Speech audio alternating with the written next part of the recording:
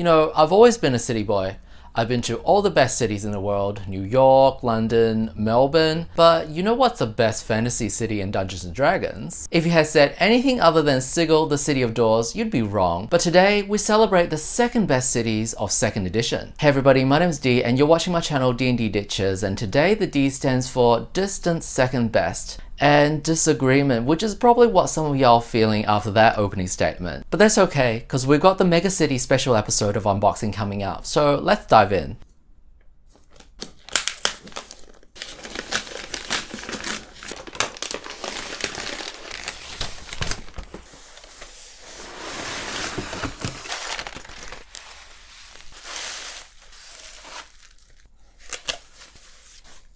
Now we've got a very special one this month. This box actually belonged to Joshua from Immersive Dungeon Delving from Instagram, all the way from Germany, so thank you so much Joshua if you're watching. This is a beautiful box and it's going to be treasured. And this is the City of Greyhawk box set released for AD&D 2nd edition in 1989. 1989 was also the year that 2nd edition was released, along with the Spelljammer setting. This box set is technically the first 2nd edition product released for Greyhawk, as 1 year earlier in 1988 we did receive Greyhawk Adventures written by Jim Ward. Technically it was released during the 1st edition era, but as you see the label on the cover it says compatible with 1st and 2nd edition. So this book actually included some of 2nd edition rules. Seems like the rules weren't quite finalized when this book was written. It ended up being a bit of a weird mix of between 1st and 2nd edition rules, and I've covered this book earlier in one of my previous videos, so today we're going to talk about this one. To give you a little bit of history about the Greyhawk setting, Greyhawk was created by Gary Gygax as his home setting, and it made its way into official publication as the first expansion book to the original Dungeons & Dragons rules. This is the white box version from 1974, was named Greyhawk, and then Greyhawk would make its way into Advanced Dungeons & Dragons 1st edition, and there was a World of Greyhawk box that was released in 1983 for 1st edition. In the mid-80s, due to corporate reasons which I'm not going to go into, Gary was pretty much ousted from TSR. A new CEO, Lorraine Williams, was in charge, which means Greyhawk is now the intellectual property of the company that ousted its own creator. And Greyhawk was the default setting of 2nd edition, and this box set, the City of Greyhawk, is TSR's version of this particular city, as Gary had his own version of the city which was never released. So while Gary created this setting, he did not create this city. So within the box we have 2 booklets, both of these are 96 pages. We have 4 poster maps, and then there are 24 pieces of these A4 size cardstock, and these are single page adventures. Early 2nd edition box sets included a lot of these cardstock pieces, such as the original Spelljammer campaign setting box, which I've done a video on a couple of months ago. So we're going to take a look at the miscellaneous stuff a little bit later on. Let's go through this book first. It is called Greyhawk Folk, Feuds and Factions. The good, the bad, and the in-between people who make the city what it is. There we have the table of contents. It is written by Carl Sargent and Rick Rose. We have an introduction and it goes straight into the economics and politics. This is a very short section, basically said the Free City is ruled by the Directing Oligarchy, a group of technically co-equal rulers, currently numbering 16 members. And this section is going to give you several NPC stats and their story. And then it goes into the military and the law. This is about how the city is governed, the City Watch, which is essentially the police force, the criminal code on what's considered crimes and what the typical jail terms are, and then the Night Watchman. So this is quite comprehensive for 1989. Chapter 3 is Mages and Priests. We're talking about the Guild of Wizardry, and then it goes into Modern Canaan and the Circle of 8. So Modern Canaan leads the Circle of 8, which are 8 powerful mages. The Circle of 8 are the movers and shakers of Greyhawk. They're kind of there to uphold the balance. And most of these mages are really famous. Even if you've only played 5th edition, you'll probably recognize most of these names because a lot of their spells are named after them, such as Tensor from Tensor's Transformation, Big B of the various hand spells, Otto's Irresistible Dance, Drawmage. I have heard this name. There are a couple of spells in 2nd edition named after him. Nystal's something Aura, I can't exactly remember the name. I'm such a big fan, as you can tell.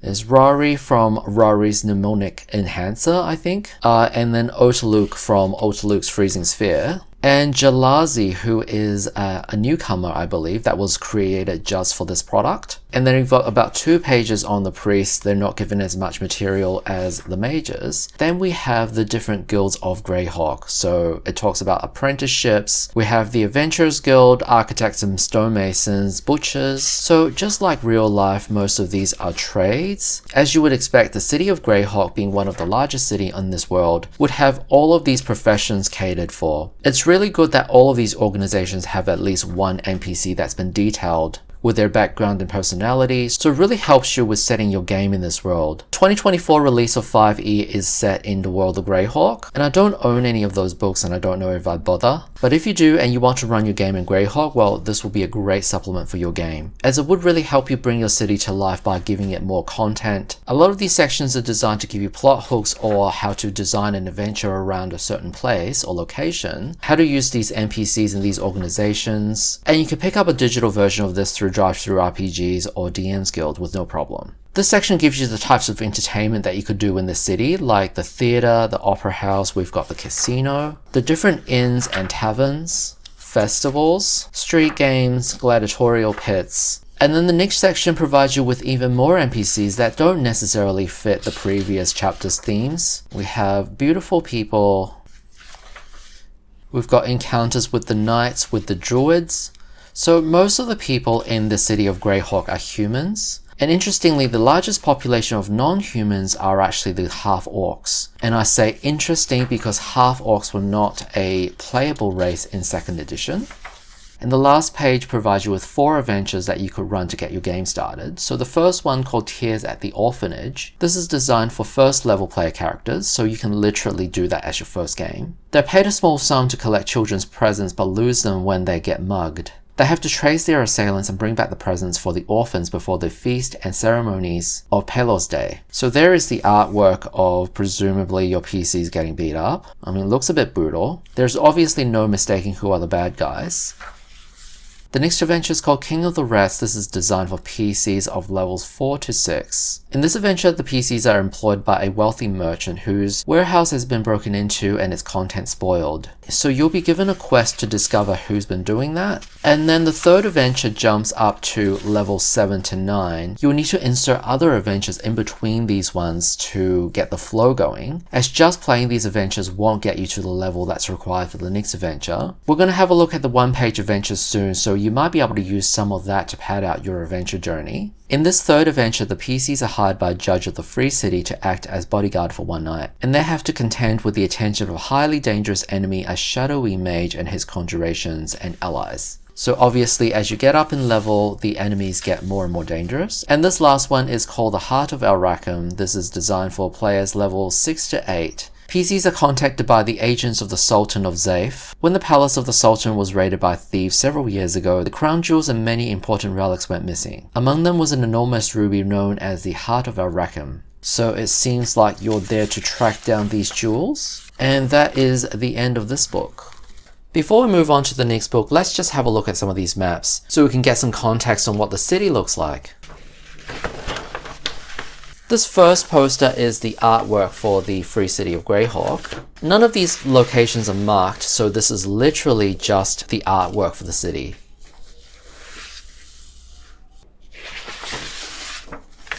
This next map shows the series of underground and secret tunnels, sewers and secret passages that are underneath the city. The blue dotted lines refers to water pipes. The blue squares refers to cistern. This green network of tunnels refers to the burial site, which is located at the old crypts. The black lines are secret passages, with the circles being the secret doors. And the thin double blue lines like these, I don't know how well it picks up on the camera, refers to the sewers, and with the red dots relating to the manholes which leads above ground. So I think this map is really cool. As if you're doing a city-wide sandbox campaign, you can use this map as secret passages that your players or your villains could use to get around the city when they cannot traverse the city above ground. It could be that the city is under siege or invaded. There's a lot of fighting above ground and you have to get across to the other end of the city. city, this will be a great way to help you run that kind of a game. Now, I own a lot of these second edition box sets, and I think this is the first time I've seen the underground tunnels that's given this much detail on a map. I think one of the Mystara box set has something like this, but not to this level of detail, which is really impressive for 1989. This next map provides us the surrounding land that's around the city of Greyhawk. Greyhawk is located here, and we have some of the other locations around. And the other locations which are marked on this map are described in the second book that we're going to have a look in a sec. This map will provide you with some ideas about what you can do with the wilderness that's around the area. And this final map shows us the city of Greyhawk, but this one have all of the buildings and areas marked. Most of the larger buildings are marked with a key, so we've got H8, G9, G10 for example. This map is designed to be used with the last book, as this last book will provide you the details on the different areas of the city, what each of these key buildings refer to, what's inside them, NPCs, adventure ideas. So both of these maps show you the same city, but they're essentially different views. This map is more like Google Earth, and this map is more like Google Maps. So ideally back in the day, if you're going to be running a Greyhawk campaign and you're going to spend a lot of your time in the city, you could mount both of these maps on the wall, and you can point to the location where the adventure takes place in, so all of your players can get a sense of scale and get their bearings. And let's have a look at the second book. It's called Greyhawk Gem of the Flannis, a gazetteer of the free city of Greyhawk and the surrounding area. The planet where Greyhawk is located on is called Oith. It has 4 continents, and Greyhawk takes place on the continent called Oiric, specifically the eastern part of this continent called Flannis, which essentially means land of the Flan. No, it does not refer to the desert. The Flan are the people that settled in this land. So the city of Greyhawk is also known as Gem of Flannis. This book provides a lot of helpful hints for the DM on how to create adventures in the city. This section contains a lot of DM advice and such. And then we move into the territory surrounding the city of Greyhawk. Here we have a map of the surrounding lands and the surrounding countries. This map is quite busy, but Greyhawk is located here. You can use this map to do your hex crawling, and then we have some maps of some of the dungeons and other areas. There's a dungeon for Mummy's Cairn, Lizardman Lair. There's a piece of artwork for the city. So Greyhawk as a setting is more or less medieval Europe. It is fairly standard Tolkien as fantasy fare, but that doesn't mean that it's not fun. And Gygax was a fan of historical wargaming, so Greyhawk and D&D had its roots in historical wargaming. Now we'll get to the section that's inside the city. It's describing the different gates in and out of the city, and then we move to the Grand Citadel. There is a piece of artwork. There is the prison below. Typically in second edition, a lot of these locations are written up as if it's part of an adventure. So for example, number 16 is the escape route and treasure room. If your players get thrown in prison, for example, they could be located in one of these cells. And if they break out of the prison, you can just run this section as it's written. And some of these rooms will say, well, typically it'll have 2 guards, and then you can just run that as an encounter. For example, the escape room, number 16, has rats already inside. So by the time that your players get in, you can use the rats as a part of your adventure. So we move on to the next section, which is the High Quarter. And this is where we start to see the notation such as H5, H6, which relates to the identical markers that's on the map that we just saw, as you're going to find the details on all the buildings that's marked on the map in this book. The next section we have markets and gardens. So the same kind of idea, except now we're moving on to the G's. So some of these places like the Grand Theatre, which was described under entertainment in the other book, the Golden Phoenix, which is one of the city's more renowned luxury inns. We have the temples, and then we move on to Clerkburg, which I would imagine is one section of the city. The Greyhawk setting has a strong simulationist vibe, as in is very interested trying to simulate a fantasy medieval city than some of the other settings that are more fantastical. And this is part of the reason why it was so popular back in the day, because a lot of people are trying to go for realness. They really want to believe that they actually live in like a medieval town, doing these medieval things, except that there are like dragons and wizards. And then you have settings like Forgotten Realms and Dragonlance, which dials up the fantasticalness, like gods are running around doing things, hanging out with mortals kind of thing. And the gods are going around running the show, and there's a lot of meta stories where the gods are doing a lot of things. Whereas in Greyhawk, it seems like the power level's a lot lower. It's a lot closer to the humans that are doing like human things. There are different countries in this land, and all of these different countries have different politics. Obviously, this product doesn't go into it, but in the World of Greyhawk box from 1983, it details all of the different nations. And there's a lot of politicking going on with these different countries, and this setting is predominantly about what the people are doing. Now we have the river quarters. Now by the artwork, this looks like where the ne'er-do-wells hang out. And then there is the old city. There we have the slums and the undercity. And this refers to the sewers and the tunnels that we saw on that map. And some of the locations on that map are described in more detail in this book. And then we have the grapevine. These consist of 50 rumors or gossip that your characters can hear. And these can be used to set up hooks for future adventures. So, for example, number 47, Lord Silverfox in the High Quarter breeds splendid dogs for all sorts of adventurous activities, including war. So it sounds a bit like a benign rumor kind of thing. A DM with some creativity could potentially turn that into a quest, or this could be a hint for one of your players. Maybe they've been following around a killer, and the clues that's been left at the crime scene could contain signs that there were dogs being used, like there could be some dog droppings, or bite marks, or claw marks, and this could be a clue for them to start investigating Lord Silverfox, for example.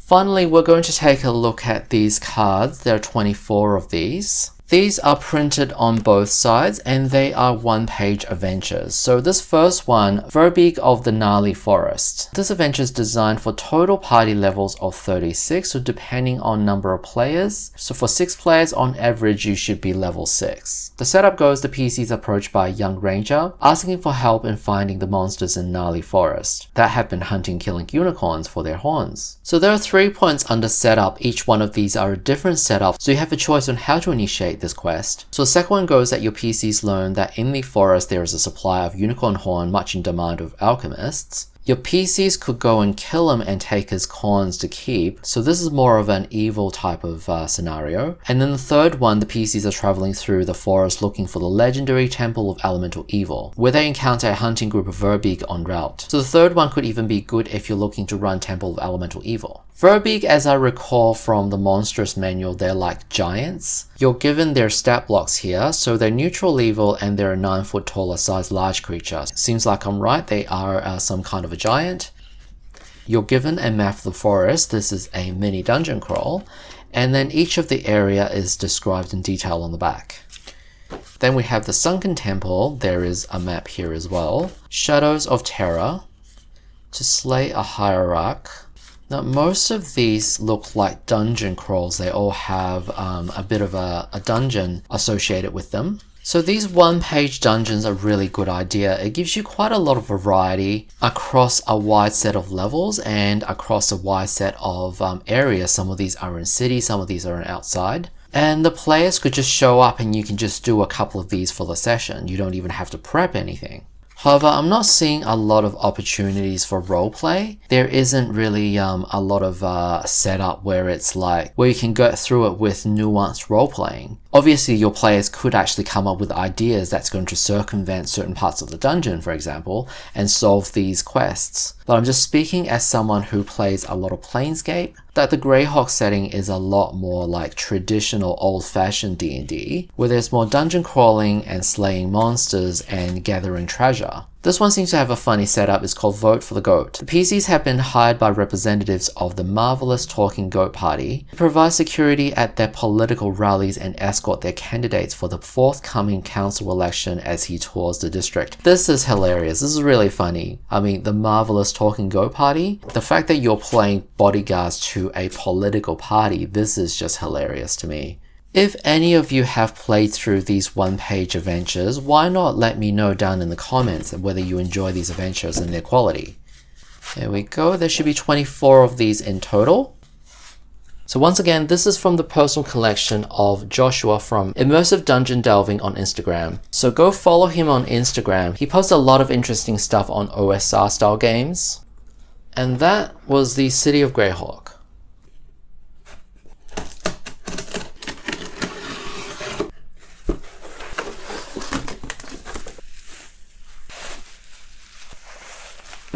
Next up, let's take a look at the box set Forgotten Realms City of Splendors. This was released in 1994. My previous unboxing video, we looked at the second edition Forgotten Realms campaign setting, which was released in 1993. So City of Splendors was released 1 year after that. The cover of this box set depicts Calvin Blackstaff-Aronson, who is this dude over here, and he's riding a Kirin, which is a Chinese and Japanese mythical beast. Let's have a look inside.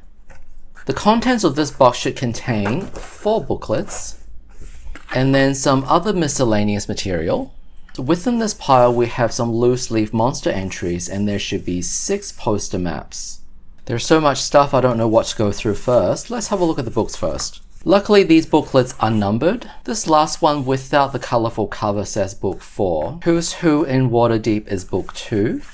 Adventurer's Guide to the City is Book 3, which makes Campaign Guide being Book 1. So we'll look at these in order. This first book, Campaign Guide, is 128 pages. City of Splendors is also the moniker of Waterdeep, the largest city on Faerun, in the Forgotten Realms campaign setting. This entire box set focuses on the city of Waterdeep as well as the surrounding areas. This first book, Campaign Guide to the City, exists to provide you a rundown of the city, and here you can see a rough map of the city divided into the different wards. If you played a game set in the city of Waterdeep during 1st, 2nd, 3rd, 4th, or 5th edition, you find the city is quite similar between different editions. It hasn't changed much between 1st to 5th. Chapter 1, Geography and Environs. This chapter actually focuses on the entire region, called the North, also sometimes known as the Savage Frontier. So when they say the North in Forgotten Realms, it refers to the region that is north of Waterdeep. And here we're given a little bit of information on the towns and the sites that's in this area, such as Neverwinter, Portlast, Luskan, and the like. If you watched my previous unboxing video where I covered the Forgotten Realms campaign setting, I mentioned that during the 1st and 2nd edition, they really wanted you to play in the Central Heartlands area, which consists of Cormyr and the Dalelands. Whereas Western Faerun along the Sword Coast was considered a bit of a no man's land. Outside of cities like Waterdeep and Baldur's Gate, the land between the cities were considered barren wilderness, and hence the land north of Waterdeep was called the Savage Frontier, which implied that the people of Cormyr thought this region was uncivilized. Waterdeep, however, is the largest and the most metropolitan city of the realms. It's on the coast, so it gets a lot of trade. Chapter 2 is History of Waterdeep, so we go into how the city was established. If you played any game set in the city, you might know that Waterdeep is ruled by a number of lords. Most of them are going to be masked lords, meaning that their identity is secret, with one or at least one open lord of Waterdeep, meaning their identity is public. This section provides a timeline of the history of the city, and then it goes into the current events. This box is considered to be set during 1367 DR, which is the same as the 2nd edition Forgotten Realms box set. So here we have the list of events that's going to happen within this year. If you're planning a campaign set in this city, you can take some of these as inspiration. And then we move on to chapter 3, which is the city wards. This section lists a plethora of buildings and sites within the city, but there are many more buildings in the city that's not been described because it's literally impossible to describe every single building in the city. So this section starts with some tables where you can use to generate the buildings in the city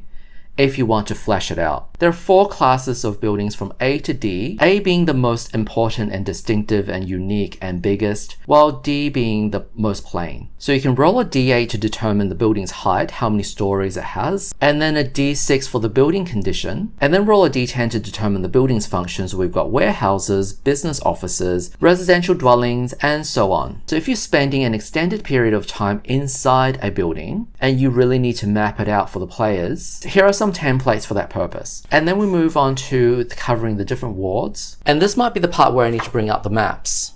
And this is the first map of Waterdeep that we're going to look at. Now, the city is so big that it cannot be contained onto a single map. This map is broken into 2 parts. And the key on map 2 provides you a breakdown summary of the different wards of the city. As per the book, the first section covers the Sea Ward, which is to the northwest of the city. And that starts with this map. This map provides you the street view of the city. As you can see, in each block there are only maybe 1 or 2 buildings that's been described in the book. Like these blocks over here, none of these have been described. If your players want to venture into Breezes Cut or West Wall Street, you're going to have to make up the buildings in this area. And unless you want to design every single one of these buildings, you can use the random tables that's been provided in the book to help you distinguish between these different buildings. Now let's go back to the book. So for SeaWorld, you have all of these buildings listed as keys that references the map. For example, number 8 is Wizard's Domicile Blue Alley. And going back on the map, number 8 is located here. So that would be Blue Alley.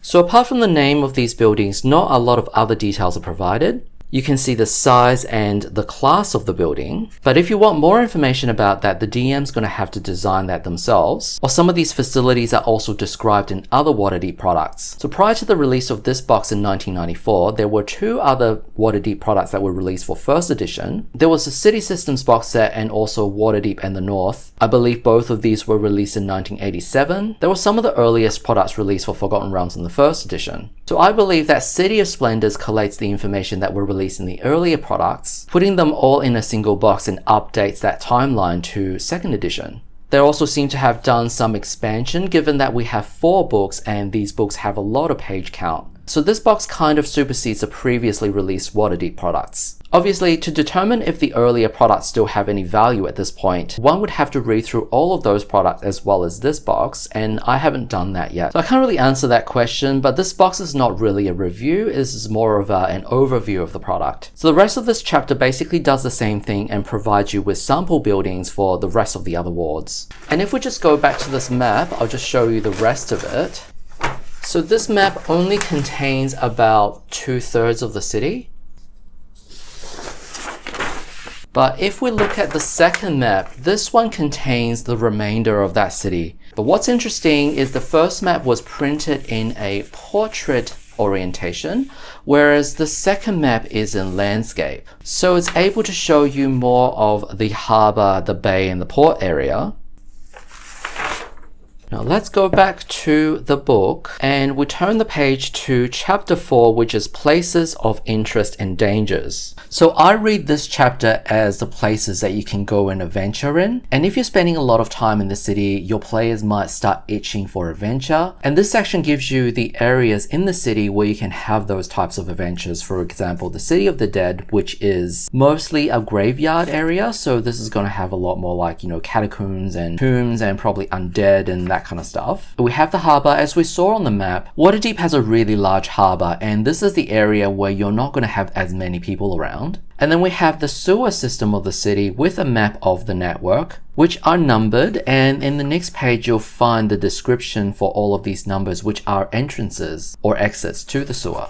There's a random encounter table. Obviously, if you're going to be playing in the sewers, you're going to be expecting to encounter sewer creatures. And then we have Undermountain and the depths below. Now, if you didn't know, underneath Waterdeep is a mega dungeon called Undermountain. And at this point, they've released 2 box sets called Undermountain and Undermountain 2. Both of these are mega dungeon adventures, like the dungeon's absolutely huge. You could spend years playing in these dungeons. So just because it's set inside the city doesn't mean that you can't have those types of adventures. And of course, in 5th edition, you might have heard of Dungeons of the Mad Mage, with the Mad Mage being Hallis the Blackcloak, so his story is written here. Dungeons of the Mad Mage is another version of Undermountain. And then we can move on to the next chapter, which is the Lords of Waterdeep. As I mentioned previously, the city of Waterdeep is governed by these lords. Most of them are masked lords, so Kelvin Blackstaff-Aronson is a masked lord, although I think a lot of people know that he is a lord.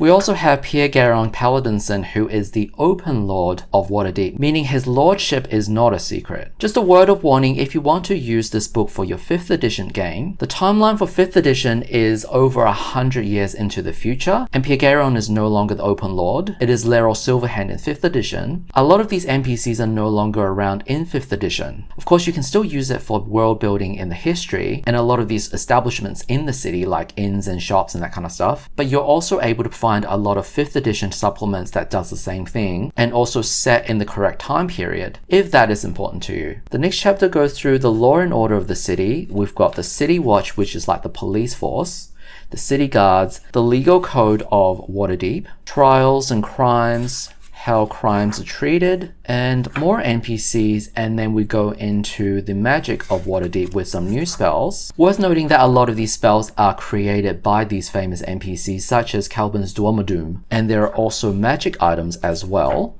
And we move into the appendices at the back of the book. So the first section is on trade and travel. This is travel times along the Sword Coast. And then Appendix 2 is Skullport. So Skullport is a city of sort that's underneath the city of Waterdeep. So I mentioned the Mega Dungeon Undermountain, so one of the ways to get to Skullport is through Undermountain. Skullport is a place that's run by criminal organizations, smugglers, thieves, assassins, and the like, and it's ruled by a beholder called Zenithar. And here we have a map of Skullport. Skullport will go on to get its own supplement later on. And Appendix 3 is an adventure of sort. It's called The Blue Alley. I believe this is written by Ed Greenwood because he has spoken about this quite a lot. This is also a fairly infamous adventure. So I ran the 5th edition adventure called Waterdeep Dragon Heist. And within that I included Blue Alley, obviously updated to 5th edition. But looking back at the original material, particularly the map, it seems like the adventure that I ran for 5th edition was a fairly faithful conversion. So having run this, I will say that this dungeon is a little bit troll-y, which is not exactly uncommon back in the day. It does encourage the players to think critically about what they're doing, as this is not going to be a dungeon where you're just going to rush and kill everything, take the loot and get out kind of thing. There's a lot of like, if you do this, something bad will happen. If you don't do this, something bad will happen. If you go this way, something bad will happen. If you go that way, something bad will happen. Okay. Essentially, there's like something bad that happens regardless what you do. Not only does it challenge the players to think about what they're doing, it also encourages players to react quickly to things that are happening. And then the last few pages, we just have some tables on cross-references and indices. And that's the first book.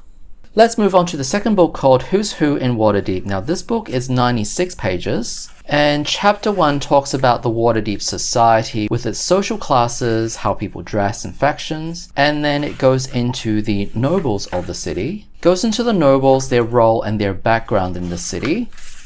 A summary of the different noble houses, and yes, Castellantis is here.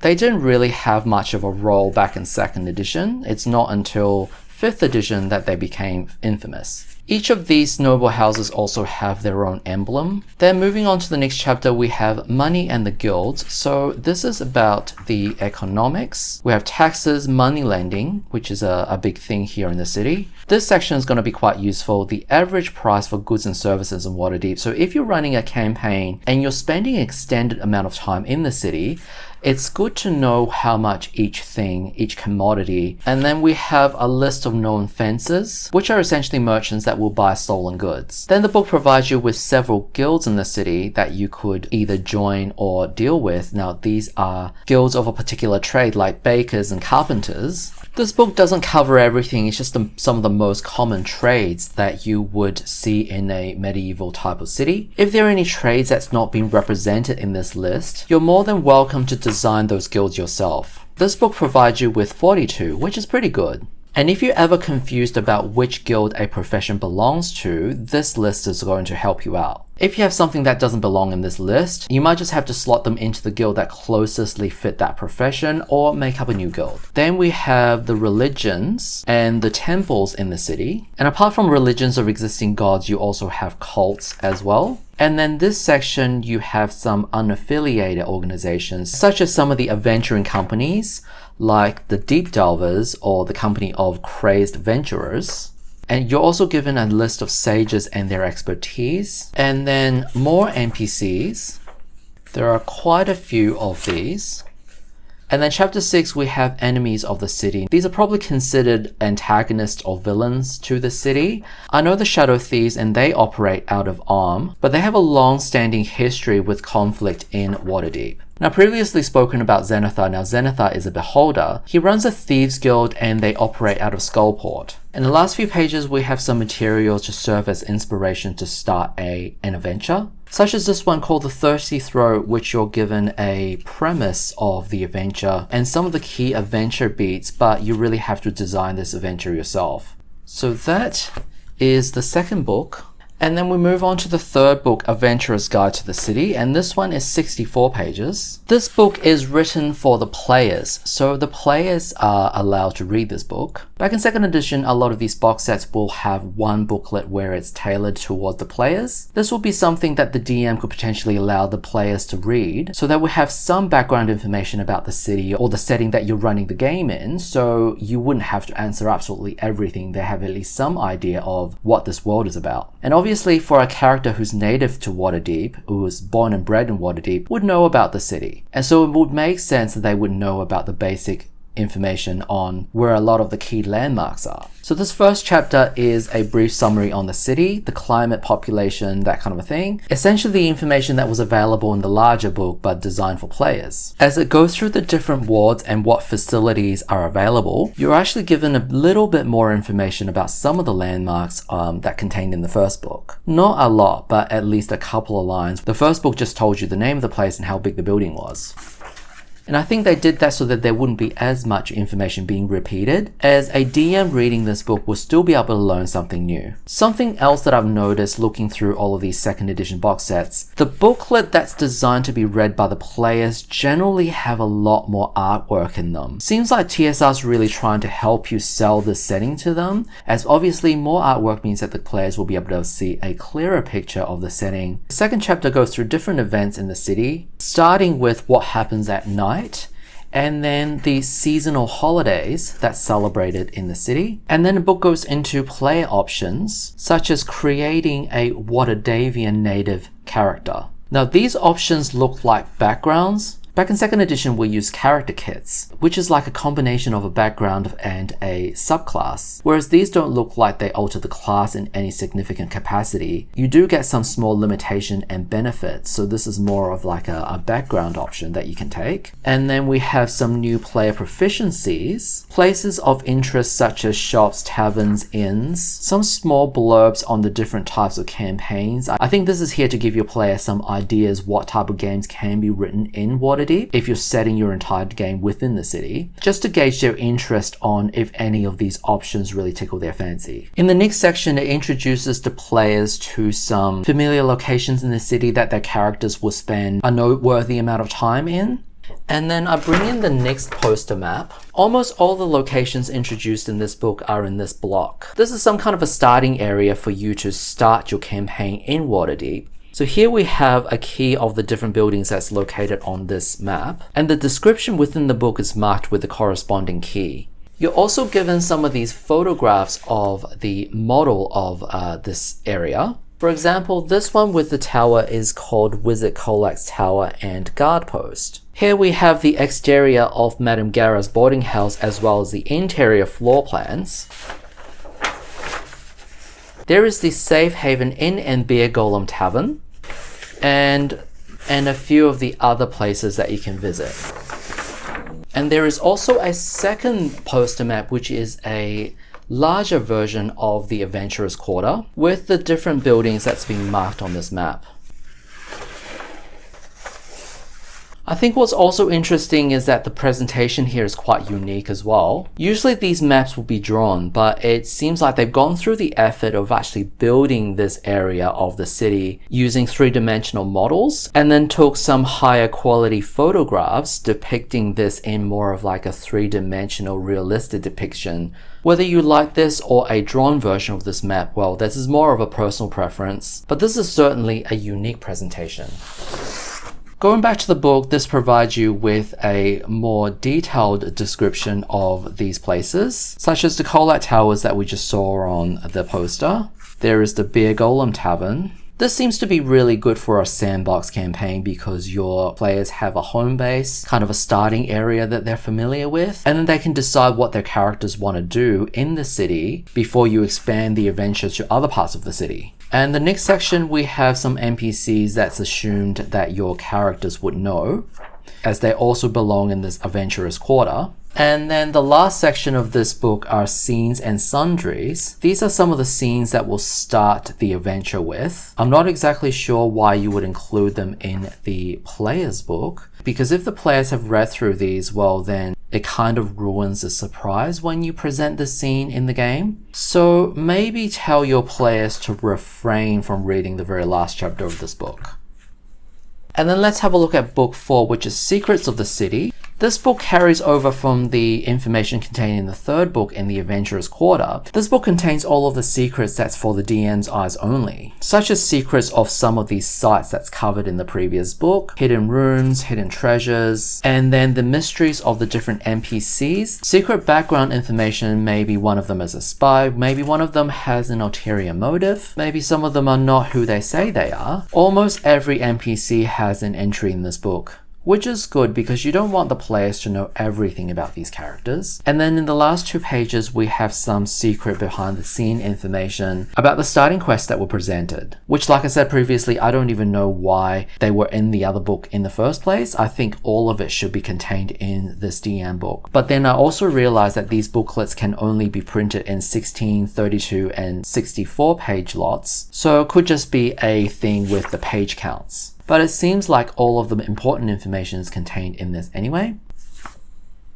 And we have 2 more poster maps that I haven't shown off yet. So this first one covers Castle Waterdeep. This is a map and the floor plan of the exterior and the interior of the castle, as well as the towers. There we have the bird's eye view of the tower, and here we have the external view. And contained on this page, we also have the floor plan of the different levels within the castle.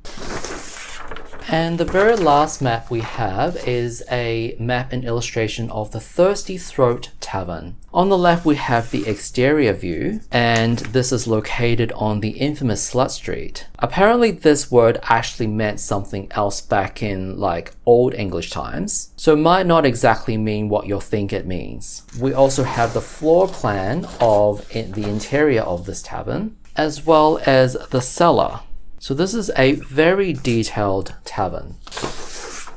Last thing we're going to look at are the new monster entries. There should be 16 new monsters. The first one is called Cursed, no relation to the gate town of the Planescape setting. These are human undead who are unable to die due to a curse, and this is why they're not evil, they're character neutral instead. So this is an interesting spin on undead monsters. Greater Doppelganger, Dalakin, the Gornadin, the Golgothydra, the Hakeesha. In my previous video where I looked at the Forgotten Realms campaign setting box set, I talked about the Nishru and how awesome that monster is. So the Hakeesha is, I think, the upgraded version of that. They're very similar. They're essentially this outer planar creature who is immune to magic. Not only just immune, they will devour magic, they will eat up charges in a magic item, they will drain memorized spells from spellcasters, they'll render permanent magic items inoperable for a limited time. In that video, I talked about how these monsters are great to give the spellcasters in your party a scare because, you know, a lot of the times when they get to a certain level, they'll feel like that they're invincible and nothing's going to challenge them. Well, guess what? Then we have the Greater Lucrota, the Ninth, Palimpsest, Peltast, Ragamuffin, the Sewer Worm. This looks like a sewer monster. As the city has a pretty comprehensive sewer system, well, guess what? These monsters are going to be crawling in them.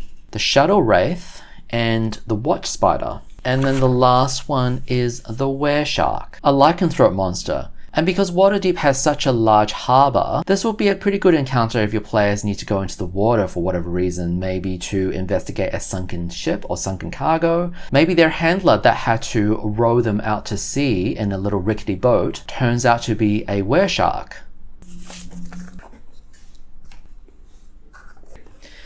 And that was the City of Splendors.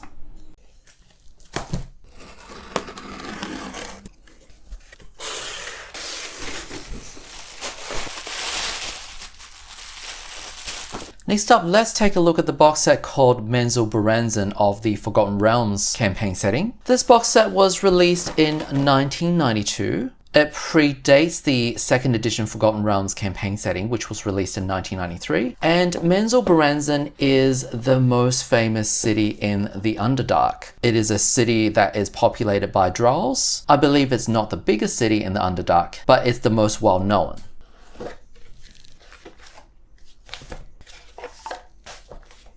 Inside, we're going to find 3 booklets, several posters, maps, and also colored art cards. So we're going to take a look at the booklets first. These booklets are numbered. We have book 1, the city, book 2, the houses, and book 3, the adventure.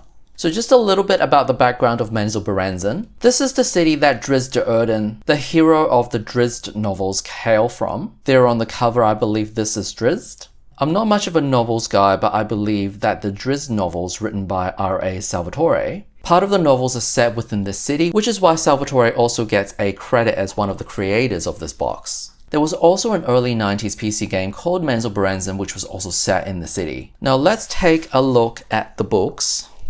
Book 1 is 96 pages. It starts with the introduction with the drow cities of the Underdark. So as you probably know, the Underdark are the caverns that's deep underneath the earth. And the Underdark is where the majority of the drow elves, the dark elves, are from, as well as the Dwargar and the Sverfneblin and other creatures and races like that. So the first section of this book summarizes what you will find in the Underdark. It's not a very long or comprehensive section, and back in 2nd edition there wasn't a single product or a box set which covered the Underdark as a whole. This Menzoberranzan box set, which only covers one single city, is like the closest thing that we had to an Underdark campaign setting. It is not until I believe the 3rd edition where we will receive an Underdark book, also from the Forgotten Realms setting, that would cover other areas of the Underdark. So the next section is the daily life of Menzoberranzan. So this goes into the drow culture, lifestyle, justice. Within 2nd edition lore, the drow as a race is incredibly evil. They're a matriarchal society because they worship the goddess Lolth, the Spider Queen. Females are treated as if they were a status above the males. And the drow are also quite notorious for being slavers. The drow justice system, if you can call it that, is extremely harsh. For example, for a slave to refuse any order of a drow of the owning house is a fatal offense. So essentially, if the drow's owner was to give a slave an order and the slave does not obey, this is a crime that's considered punishable by death. The penalty of death is also justifiable for any non-drow who was to disguise and impersonate a drow. Then it goes into the type of entertainment that the drow high life or the elite enjoys. They enjoy things like parties and theatre.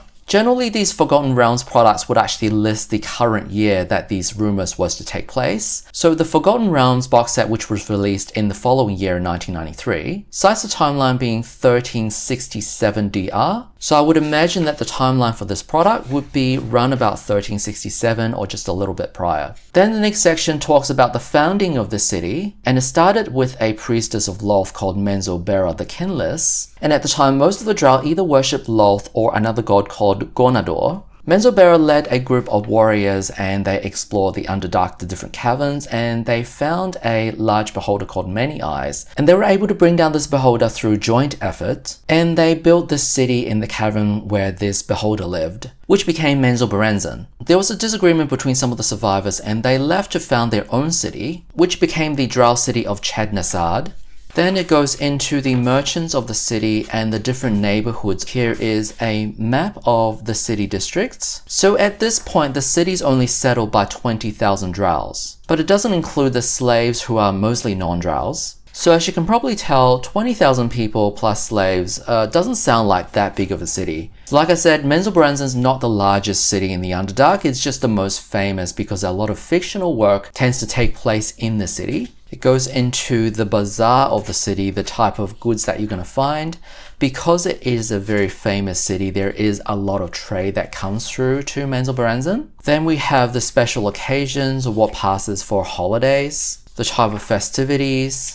And the very brief section, this is more of a tease on what the future holds. Then it goes into the mage lords or the wizards of Menzoberranzan. Now, in any other city, the mages or the wizards are probably going to be the most powerful. However, in the drow society, because they're a matriarchal society and they also worship Lolth, the priest probably has a lot more political power when it comes to the drow society. So this section gives you some new spells as well as magic items. Then we have some more spells. And then the next section is the priestesses. This is specifically a gendered word given a matriarchal society that the females will have the most power. It says serving two deities, as we have Lolth, who is the Spider Queen, the primary deity. And then there is also Veyrun, who is, I believe, Lolth's son. Elistrai, I don't know if I'm pronouncing that name right, who was Lolth's daughter and a good aligned drow goddess.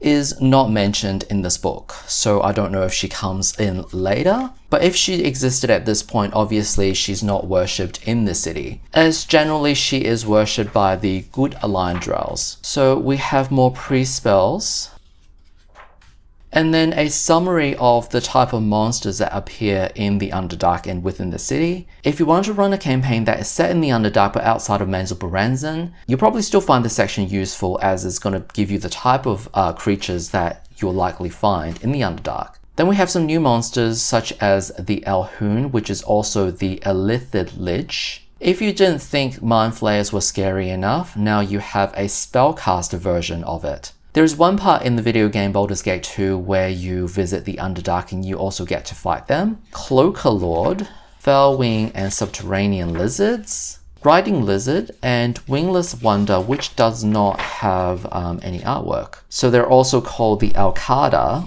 or Wingless Wonder is a comical beast that resembles a walking egg. I think some visual would definitely be helpful. At this point, I'm just picturing Humpty Dumpty. And then the very last page, we have some known trap of Menzoberranzan. Now let's go into book 2 called The Houses. This is 64 pages. So within the city of Menzoberranzan and also drow culture as a whole, their cities are ruled by different houses. These houses follow some type of a hierarchy and are ranked in terms of their power and influence within the city and the drow culture as a whole. The first is the House of Bainray. Now this name is also quite famous within the Forgotten Realms lore. There is a very famous NPC called Jalexo Bainray, who is a bit of a rival to Drizzt. And he's kind of like a villain, anti-hero type of character that's been featured in a lot of novels and adventures. For example, he was even featured in the 5th edition adventure Waterdeep Dragon Heist. So this book goes into the different houses of the city. It provides you a layout of their headquarters within the city. So House Bainray's headquarters, or their mansion or manor, whatever that you want to call it, also called the Great Mound, which is a large tower. There we have the piece of artwork, and then we're provided information on each of the matron mothers of the house, who is essentially the leader. Remember, this is a matriarchal society. And males in drow culture is considered less favored than the females. Then we have the second house, which is called Parison del Armgo, and their headquarters is located inside a mound or a hill of some type. There we have the network of tunnels and the hidden rooms within this mound. The section on the first house of Bainray is significantly longer than the other houses, and it seems like they get shorter and shorter the further that you go down the hierarchy. Outside of the House of Bainray, I have not heard of any of these other houses. Maybe they're featured in that computer game. So I just also mention it here that Viconia de Vere, the Drow Priestess of Shar of the Baldur's Gate series, also originated from the city of Menzoberranzan. I read up on her page on the Forgotten Realms wiki. House of de Vere is not featured in this book, and within her story on the wiki, it said that due to something that Viconia did, House of de Vere fell out of favor, and it's implied that the house was taken over or erased by the House of Bainray. But on Viconia's page, there was actually a link to Agrak Dir. I'm not exactly sure what Viconia's relation is to this house. I've not played the games recently, so I don't remember off the top of my head her story in the games. Then we have the 7th and 8th house. 9th and 10th house are given half a page each. These are considered the lesser houses. So the book goes all the way to the 18th house. On the last page, we have a write-up on Jalexo Bainray, as well as his organization, the Bregendarth, which is like a mercenary organization. They were also featured in Waterdeep Dragon Heist, meaning that this organization is still around today. Let's move on to Book 3, The Adventure. So this box set not only provides you the setting of the city, it also contains a 64-page adventure. This adventure is designed for 6 players of between 5th to 6th level. The adventure provides you several ways on starting this. Now you can either come in with characters of your own, or you can also use pre-generated characters. So some of the miscellaneous stuff that you get with this box set includes pre-generated characters, which we're going to have a look at in a sec. On top of that, you also have the option of starting this adventure on the surface with non-drow playable characters, or you can start the adventure in the Underdark using drow characters. So it feels like depending on what you do, it's going to have a very different flavor depending on whether you're using Drow or non-Drow characters. In general, it is extremely dangerous for non-Drow characters to be visiting a Drow city. So the premise of this adventure goes, regardless of whether you're Drow or non-Drow, that you're working for the merchants belonging to the 25th house of the city called Millithor, and you're essentially helping them bringing some dangerous goods into the city, with the dangerous goods being wild magic. So at this point of TSR's print run, wild magic was recently introduced in the book called Tome of Magic, which I covered in my unboxing a couple of videos ago. In 2nd edition, wild magic was actually treated as like a separate magic school. In this adventure, you will encounter House Baneray, including Jarlaxle himself, but it seems like the antagonist that you're going to be facing most of the time is going to be the rival house, which belongs to the 2nd house of Barristan Del Amgo. And in the introduction, it states that you're going to be uncovering a lot of intrigue within the city. Obviously, in this adventure, you're going to be facing a lot of Drow. The other thing about the Drow is that they all have magic resistance as well. So you might find that your spellcasters might not be as effective as they are normally. So definitely keep that in mind. And there we have it. That was the adventure. Now let's go through the remaining stuff. We have a number of these art cards. They're printed on a slightly thicker paper stock. And within here, we also have another booklet. So a few of these contain maps of the dungeons and the mazes, and there's also a write-up on the back of them. Clearly this is intended to be used along with the adventure, and it frees up a lot of the pages within the book to focus on the adventure. So even though it's 64 pages, you'll probably find this adventure is longer than a typical 64-page adventure, as a lot of the maps and the artwork are being printed on these cards, which normally takes a lot of space within the page. Here are, I believe, the pre-generated characters. This is Dario Crontain, the adopted son of House Millithor, who is a level 6 Drow warrior. I think this character is very fitting for this adventure, as you're playing the adopted son of the house that you're working for. The next one is Carcellan Millithor, who is the 2nd daughter of House Millithor, a Drow priestess level 7. Once again, you're playing a member of the family. This next one is Quertus Millithor, the House Wizard, level 7 mage, who's also related to the family. This next one looks like a Final Fantasy Red mage. Torella Millithor, the 2nd boy of House Millithor, who is a warrior mage. Another member of the family, but also fitting that he's dressed like a red mage, because he literally is a fighter mage. And then this is Narcelia Millithor, the eldest daughter of House Millithor, who is another priestess of Lolth. Macarius Millithor, the elder boy of House Millithor, a warrior level 7. And the last one we have is Matron Mother Kiwillis Millithor, who is the leader of the House Priestess of Lolth level 11, who is a non-playable character, so clearly she, as the leader, is going to be the quest giver NPC. So note that all of these characters are first of all Drow, which means that they're all evil, and secondly, they're all related to the house, which means that they all have a motivation to succeed because this is literally their family and their livelihood. And I think it's also really interesting that you're playing as Drow characters who are also evil, but it balances the scales because in this city, everybody is evil. So the players could be evil, but maybe not as evil as some of the antagonists in the city. So I think this is an extremely interesting setup. And if you're like me who generally prefers to run games for heroic playable characters, this is going to be a bit of a change of pace for your players. They're probably going to revel in the opportunity to play evil characters and still somehow be heroic at the same time. So I think that premise is extremely compelling. I really like these pre-generated characters because there's so much flavor. The artwork is great, particularly this guy. I love this guy. All of these characters have motivation to succeed, and I definitely think that this is an adventure where you want to be playing with these pre-generated characters rather than playing original characters. So upon seeing these characters, this adventure definitely went from a maybe to something that I definitely want to run.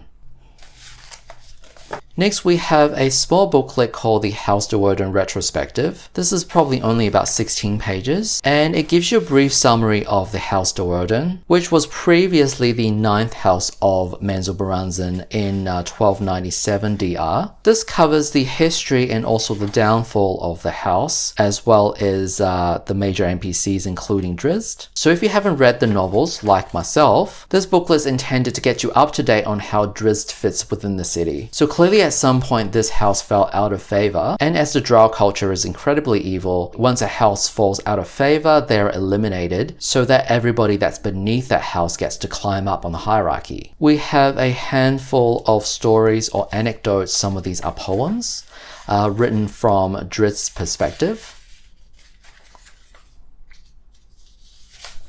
And then we have, this looks like 7 different poster maps. So this one looks a little bit different to the rest.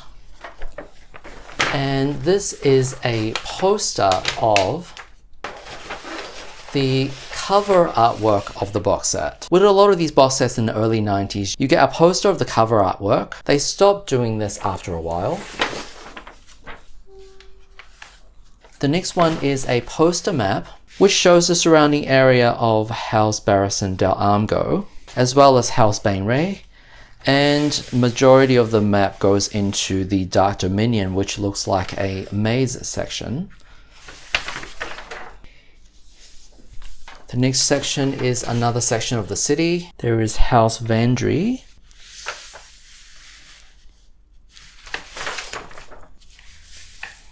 And then part 3 of this map continues with the Dark Dominion. And you'll see printed on all of these maps are these red numbers, which denotes a location. And the key to these locations is located on this map. And most of these numbers are pits or chasms used for drinking. And this is the last of the 4 maps. On one corner we have a smaller scale of the city with the different districts. So this city looks absolutely massive. The next poster that we have denotes all of the different houses within the city, and it provides blue and red symbols for each of these houses. And at the bottom you'll see that blue denotes allies and red denotes rivals. This poster gives you a summary of the relationship between different houses, who hates who likes who. For example, House Bainray, the first house, and the second house, Barristan del Armgo, they appear on each other's grid as red, meaning that they are rivals between each other. And for the very last poster, this one provides the artwork for House Bainray, with the different numbers denoting different sections of the house. For example, number 4 is the Drow Troop Barracks, and number 8 is the Barrier Fence.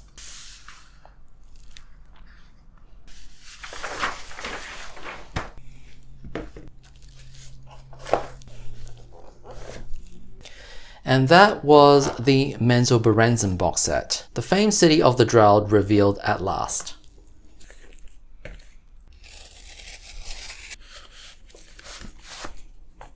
Now the final book that we're going to have a look at today is the Forgotten Realms supplement, Aurora's Whole Realm Catalogue. This book was released in 1992, and it is 160 pages, but as you see, this is a smaller book. This book relates a little bit to the Waterdeep book that we looked at earlier, as Waterdeep is the largest city in Faerun.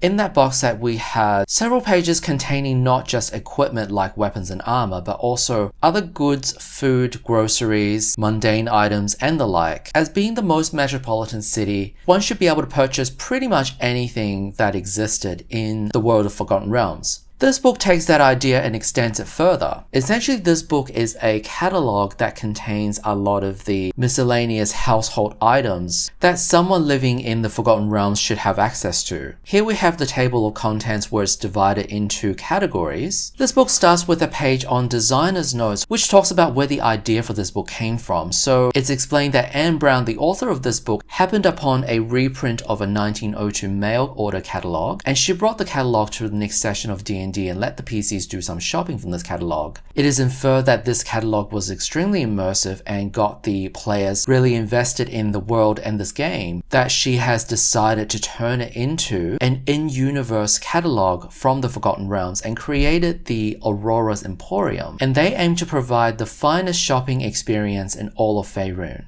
It goes on saying, my catalog outlets are sprinkled across the continent in all major cities. Currently, I have 6 outlets in Waterdeep alone. So this book is the perfect accompaniment to the Waterdeep box set. If you're running a city campaign, as you can use this booklet to really flesh out your world and have all of these miscellaneous items that your PCs or the NPCs could have access to. And you can sprinkle these little details as some of the items described in this book to really make your world come alive. So the first section we have is Ranger's Field.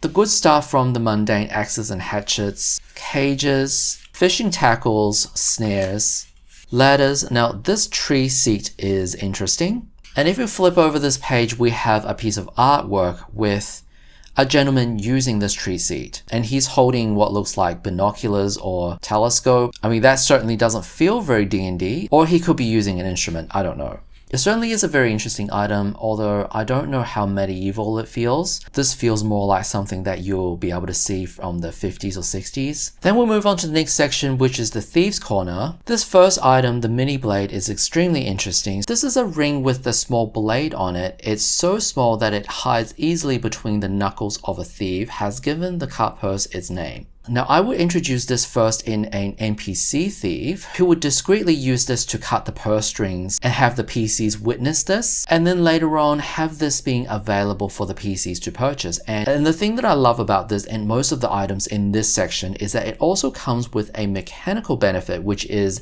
a plus 5% chance to pickpocketing. So in this section, we're going to find various thieves' tools, although some of these tools and hammers and hacksaw and glass cutter, I think the danger here is that some of these tools veer a little bit too modern. If you think about, say, if this was the 1400s, if the technology at the time allowed the people to create something that has this much precision. So as a DM, you have a final say in what is and what isn't allowed in your game. The other thing that's interesting about these is that they're all non-magical, but they still give you mechanical benefits, such as the silent shoes. Now they only cost 10 GP, which is quite cheap, but it provides you a 4% bonus to move silently. Some more tools on the next page, such as caltrops and marbles. They have been included in some editions of D&D as basic supplies, although this does actually give you quite a good illustration on what caltrops are. Think of it like a bag of shrapnel, and you just sprinkle it to the ground. And the idea is that you're not using it to inflict damage. I mean, yes, there is a little bit of damage as anybody who runs into the caltrop, it'll cut up their feet, but it's more so to slow down your pursuers, because it says pursuers move at 1/3 of the speed. So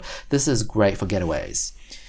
And then we have the Bard's Emporium, so we have a list of instruments. There is the harpsichord, which is an instrument that's used during the Baroque time, so it does fit within this time frame. It's the precursor to the piano, because how it works is that when you press the keys, there are quills which plucks the strings, as opposed to the piano, which is invented after the harpsichord, which uses mallets. The main difference is that with the harpsichord, doesn't matter how hard you hit the keys, there's very little variation that you can change to the loudness, or in music terms, I would call that dynamics. Whereas with a piano, you can play it softly or loudly depending on how hard you hit the key.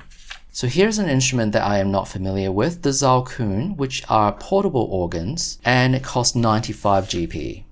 We have the Jester's Clothing, and some of these are used for performance and like theater acts, like masks, stilts, and they provide mechanical advantages such as the speaking horn, which lets the speaker heard within a 60-degree cone in the length of 10 yards, times the speaker's constitution. Then we go into the priest alcove. This instrument is called the aspergills, which is a way for the priest to disperse the power of their god through the sprinkling of holy water. We have holy symbols, various different types of incenses. It seems like these are non-magical, however, it does provide some spell-like effects, such as protection, wards off evil creatures while it burns, functions as a protection from evil 10-foot radius, and it only costs 15 gold. These make good consumable items that provide a spell-like ability, although I feel like some of these are quite powerful for how cheap that they are. Here we have spell components, so if you're running your game and you want to enforce material components, this book will be invaluable because it provides you the different types of components and how much they cost. The next section is the Wizard's Laboratory, so we've just gone through the different classes and their class items essentially. So a lot of these are like alchemical laboratory tools and gadgets, an ice chest used to store alchemical supplies, pestle and mortar, jars, tongs and vents, and then we have more spell components.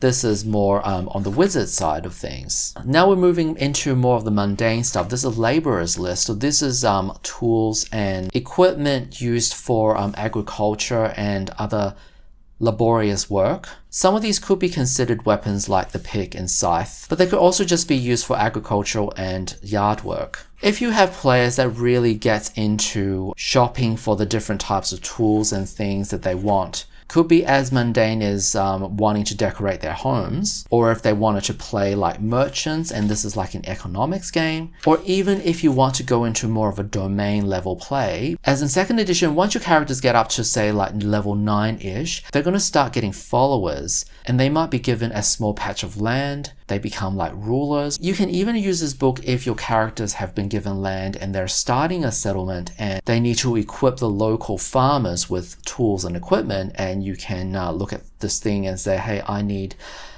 100 units of shovels and plows and hoes and whatever other thing, and then start doing the numbers versus the amount of taxes and produce that you're going to get. If that's the kind of game that appeals to you, this book will be really good to facilitate that. So the next section goes into the scribes. So this is the opposite of the laborer. These are the educated people. Remember, back in those days, people did not have computers. They did not have printers. There were no photocopiers. So if you had to distribute newspapers or town flyers, town posters, tavern bills, adventurers wanted, that kind of a thing, you would need to hire scribes.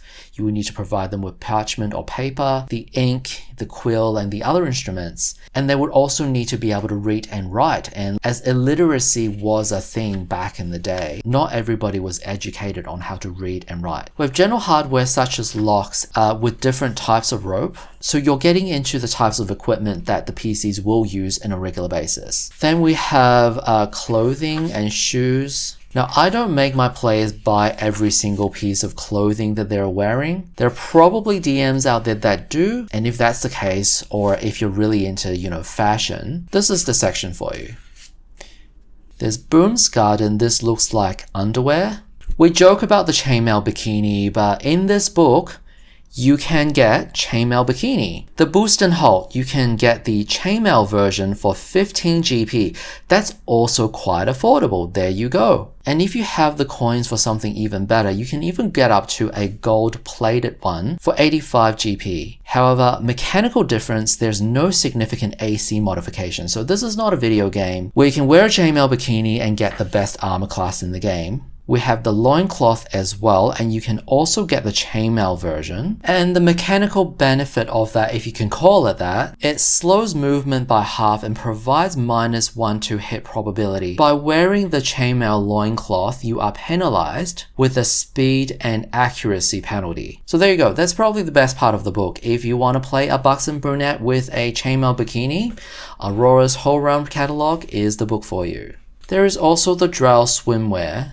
And the book moves on to jewelry next. So in D&D, you get a lot of precious stones, gemstones, and jewelry as treasures. But this also allows you to buy them, which generally you won't do. Maybe you can think of a way to incorporate these. Like if you're crafting a piece of jewelry like a ring of protection or, a necklace or something like that you want it to be enchanted. It could be something that has to be made out of a certain metal or a certain gemstone and has to be valued at a certain amount. There's another Forgotten Realms supplement called Volo's Guide to Everything Magical, which I have looked at a couple of months ago in one of my unboxing videos, where it provides you a lot of fluff and lore and inspiration on the different metals, gemstones, wood and other base material that you can use to craft magical items. So if you're looking for some supplement that will help you expand magical item creation, I certainly recommend that book. As well as this, I guess. Household accoutrements. This is if your players buy a house and they want to furnish it. This is the part. Personal supplies, we have wigs, could be good for a disguise mission. Illumination with the different types of lamps. This is also good if your players don't have dark vision and they need to carry a lamp and they don't know what the different lamps look like. Well, you've got some illustration and a little bit of a summary on what the different lamps do. There's also fuel such as beeswax or lamp oil. Diversion, so these are mostly ornamental things like toys, dolls, nesting dolls, porcelain dolls, chess pieces, fighting dolls, and other games. Then we have the seasoning and herbs. If you're running a restaurant or a bakery, fruit and vegetables and other natural produce, the different types of bread, different types of cheese, wines and ales with a bit more of a write-up. Wines and ales are generally quite a popular item because you're constantly going into taverns and bars. It might be good to look through some of these and give your taverns a bit more of a unique flavor. And you can describe to your players what the winter wine tastes like and what the aroma is and the color and the texture. It really sets the mood for the immersion. Second edition tends to do this quite a bit in the different adventures or different supplements. There's another Forgotten Realms series called Volo's Guide to X, where Volo travels through the different cities and different regions, and it's kind of like his TripAdvisor review of the different inns, taverns, shops, restaurants, and provides you with a lot of flavor and lore that you can use to help set the mood and the tone of the game. Then we have the exotics, such as cigars, cocoa, coffee. Seems like this specifically refers to Maztecan potato. Mazteca is the Mesoamerica continent to the west of Faerun. So because it has to be imported, this is why it's expensive, 20 GP per pound. And it says it's far superior to the northern root vegetable of the same name. So this is more of a fancy potato. And then we have other adventuring gear, such as climbing gear, riding gear, camping supplies, hooks and peg legs if you're running a pirate game, leeches if you're running a horror clinic. So this section refers to non-magical healing apparatus and items. Towards the end, we have Dalroni's workshop, which consists of complex mechanical contraptions. We have a flying machine. Now, this is clearly inspired by some of the specifically failed flying machines that people in the past have tried to create. There we have the telescope, which, as I mentioned before, don't know if it really fits in this setting. In saying that though, Gond, the god of inventions, does exist, and the Hall of Wonders in Baldur's Gate, for example, contains a lot of mechanical and more modern gadgets. If you played Baldur's Gate 3, there are even more modern things such as like robots and things. I mean, depends on what you want in your game, right? If you're the DM and you say, hey, I prefer not to introduce all of these modern things to my game, then maybe you can say to your players, these items are off limits. Which is completely fair if you want to preserve that medieval fantasy flavor. So that is it.